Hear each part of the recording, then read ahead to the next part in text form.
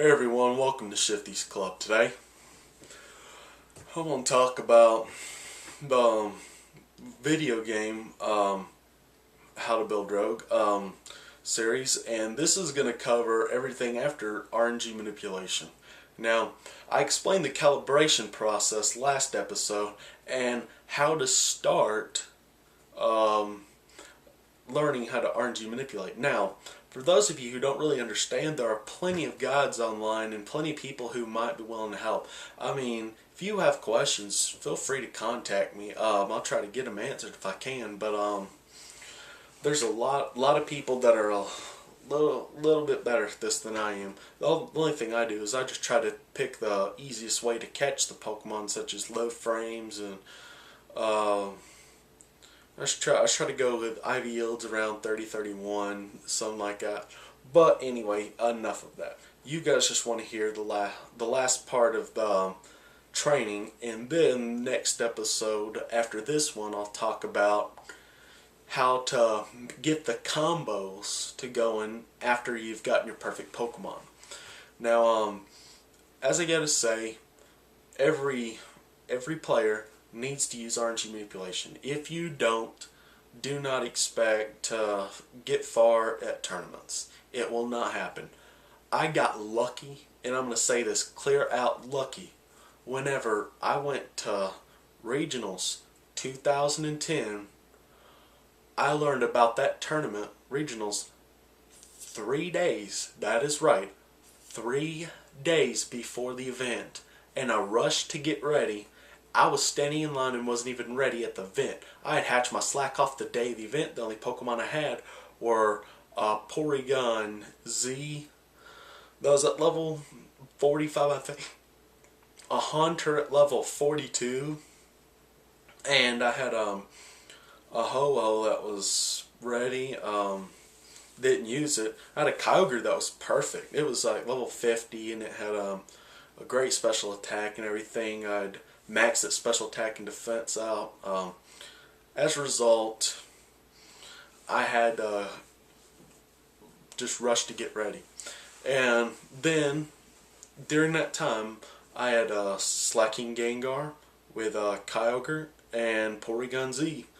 And I clashed my way to almost getting in top 16. And I was not even ready at the event site. Now, none of you believe that unless you were there watching. And if you remember me, of course I look exactly like I did back then, so you probably do remember me and you were all talking and wondering how I got that far and everything. Well, basically because I'm literally that smart. I know the combos, I know how to grab them, but when it came to black and white, that just wasn't my thing. I'd rather play with all the Pokemon and make a great combo. Now, I'm just going to say, I'm not going to be at the regionals coming up in a few weeks, but I will be at the one in May in Georgia. No, that wasn't a joke cough. That was a real cough. And basically all I can say is that if you got to go up against me, you just better be prepared. I'm just saying that. Not trying to brag or anything, but that's for video game players. Trading card game, you might not have too much to worry about. But all I can say is, after you use RNG manipulation, sorry for rambling on, but after you use the RNG manipulation process to calibrate your DS, obviously, like I guided you before, you can obviously search different ways. Now, the one thing that really isn't online, and I'm going to specify this, is using Sweet Scent to help you up your frames after calibration to figure out basically what frame you need to, if you know what frame you need to hit and you know your timer 0, you would put that in, put your min-max delay, which isn't needed with the method 5, so, and it's a standard seed. So basically, after you've calibrated, you know what your timer 0 is and you can figure that out. all I'm gonna say is you're gonna start searching for a bunch of Pokemon that you could probably use. And once you see a certain month, day, year, and time, and you're gonna look at a frame. Now this frame is very important and you need to pay attention to it as much as possible. If I were you, I'd try to get anything with a frame of 7. Now, the reason why is because you can have 5 Pokemon in your party, and then you walk around 128 steps after you've hit your exact time, and then Sweet Scent and go up to frame 7. That should put you at that should put you at the exact frame you're looking for. Now, when you catch the Pokemon, they should be the exact IVs and so on and so forth. Now, I'm going to say this: if you try to upload the game and just use Sweet Scent to start out with, I'm not exactly sure about that, but I'm almost positive that it never works. Now, you could try it with just one Pokemon in the party and use Sweet Scent and see if you get lucky, but I'm just telling you surefire ways that you can get it.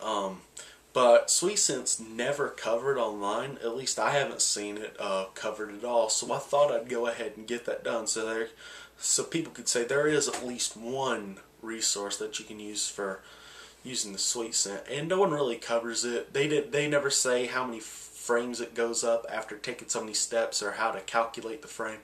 So I'm just going to say that a 4 time. Now, what I can tell you from right now is that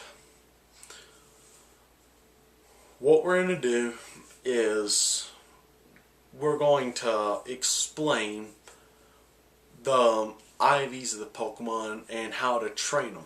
Now, I want to be very thorough about this.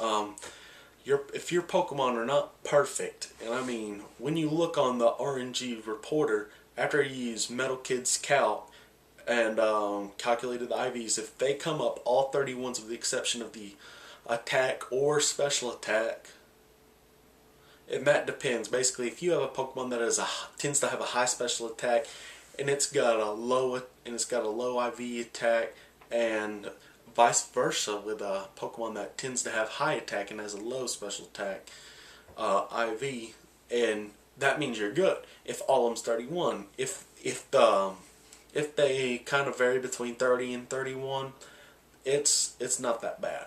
It's not as bad as it looks because it's basically 1 or 2 points, and it really doesn't make that big a difference. Some people argue about it, and I just hate hearing it. But most players try to get the Pokemon to perfection.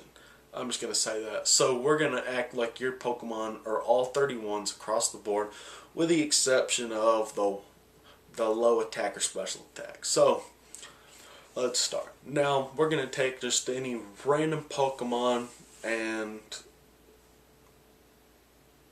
yeah, go ahead. Flip open the book, just randomly flip until you get a page.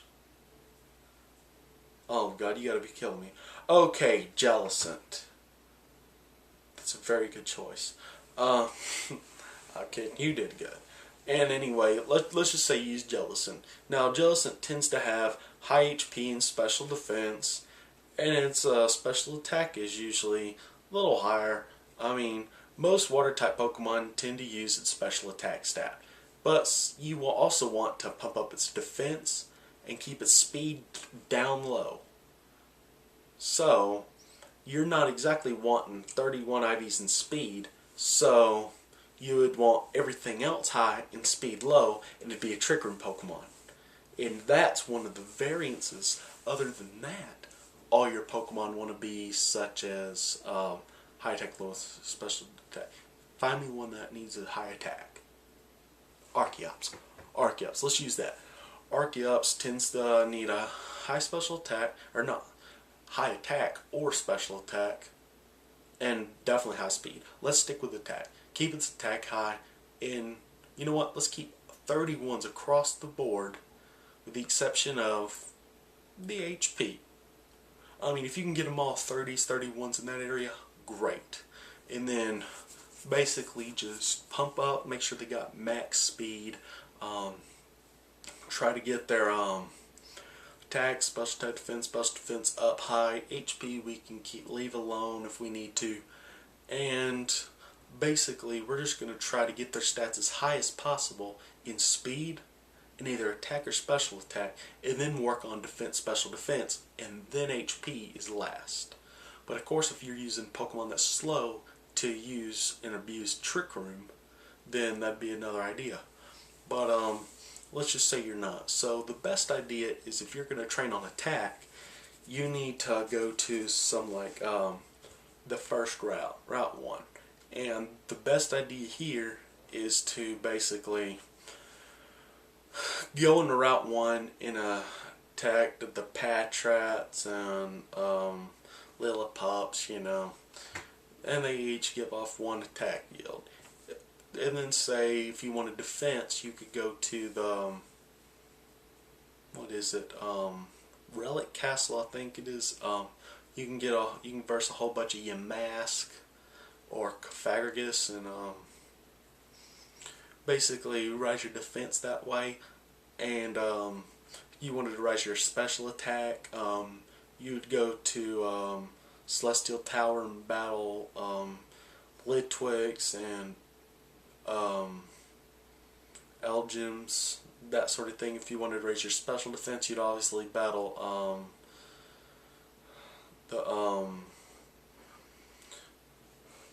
the Water Ghost Pokemon, basically just in its lower form. You basically fight them. Let's see. You'd go from it's usually around Route 17 and Surf on Route 17, around that area. If you wanted speed, Surf on Route 1, and then just fight nothing but Basculin. And that's what I'm trying to talk about. Those type of Pokemon will raise your EV points a lot higher. Plus, you can basically max out stats a lot higher, or you can raise certain EVs with a good IV yield, and then raise Pokemon properly. Now, I'm going to say this just for reference right now. If you don't know what nature your Pokemon needs to be, just look up natures and what their what stat that they favor and the ones that they don't favor, the ones they decline. So that's one thing. Next, what I'm going to speak about is basically what shall we say? I'd say the best thing to speak about right now would be well, I don't want to go out of order, so what would be the best way to do this? Let's start with maximizing or minimizing the amount of Pokemon you have to battle for EV yields. Now, when you battle a Patrat or a Lillipup, you get 1 EV in attack. Now, say you're holding a Mako Brace, or Module Brace, whatever they call it. It would double the amount of EVs you earn in one particular stat. So you get 2 attack EVs. Now, say instead of a Mako Brace or Module Brace, down to 1, you would use, say, Power Racer. That adds not 1, not 2, not 3, but 4. And that's probably the best way to go. 4 attack EVs to that 1 that you have to make it 5. Now, if your Pokemon has Pokerus, and I advise you to use a legal form of Pokerus, and the best way to do this is basically go into like a Game Boy Advance game. I prefer like Sapphire version. Start with Mudkip and then go forever around the first route until you battle a Pokemon and you figure out you got Pokerus. It took me till level 28 Marshtomp to get it, so it's not that hard to get. Honestly, it is not that hard, worth nothing. So once you get Pokerus on a Pokemon, whenever you attack and defeat a Pokemon in battle, like a Patrat, and you're holding a Power Bracer, plus you got Pokerus, you double that 5 to 10. You're earning 10 attack EVs per battle. So that 1 becomes 10, and that's 9 battles that you don't have to fight. And for every one that you battle, that's another 9 that you don't have to. So basically, if you have all the power items, the power bracer, the power anklet, all the power items basically, I'm not going to go into naming them, but you can get them at the battle frontier once you, or battle subway in black and white, let's say that. And you can just buy them for 16 battle points, so to get all of them, all you need is 96 battle points. Just go battle the exact same singles or doubles, or yeah, either train you want 6 different times, and there you go. That's about as good as I can get. I mean, it's real easy. It's not really that hard to achieve. I've already got them all, so. Starting with that, let's just talk about finding the right way to stop at a certain stat and when to keep going. Now, say you're using arc ups, okay? You want to you want to battle about, I'd say about 20 Patrat or something like that. That way you could give 200 attack EVs, and if you divide it by 8, well, it really depends. Metal Kid's Ivy Calc will tell you how many EVs that you earn per IV, and sometimes it's 4, but most of the time it's 8. People get that wrong all the time. The most you can earn per stat, and this is the truth, is 256. But, or 252, sorry, 252. But guess what they're missing? They're not telling you one important thing, that you divide it by 8 instead of by 4. Most of the time it's going to be 8. Very few times it's going to be 4, but most of the time it's going to be 8. So every 8 you get, that's 1 IV. And if you battle, say you battle 25 Patrat, you basically maxed out your attack. So same thing with the other Pokemon. But say Basculin, it gives you 2. So if you had 2, and then added 4 to it, it'd be 6 for the power anklet, and then you had Pokerus, that'd give you 12. So then you would only need to battle about 20, maybe 21 instead of all 25 or something like that. So there's plenty of ways to do this, and that's probably the best way. Now, to figure out whether that Pokemon needs to have that stat maxed or not is totally up to you. And most of the time, Pokemon need to have high speed and a high attack or special attack, and the defense and special defense need to be high enough to basically stall out attacks to where they don't get knocked out. And speed is probably the most important factor, because if you have a Pokemon high HP and low defense, special defense, such as Wailord, it's going to be taking some HP. But since the defense is so low, then, I mean, nothing's really happening. I mean, Cresselia is probably the best way to prove this. High HP with a high defense and special defense is the best way to stall against an opponent. And if you have a very high special attack to go with it, then you're pretty much screwing your opponent in the butt. So let's just put it that way. Now, next episode, I'll talk about creating combos and how to stack up against the competition. And this will be the last video of my How to Build Rogue and Go Tier 1 series next time at Shifty's Pillow.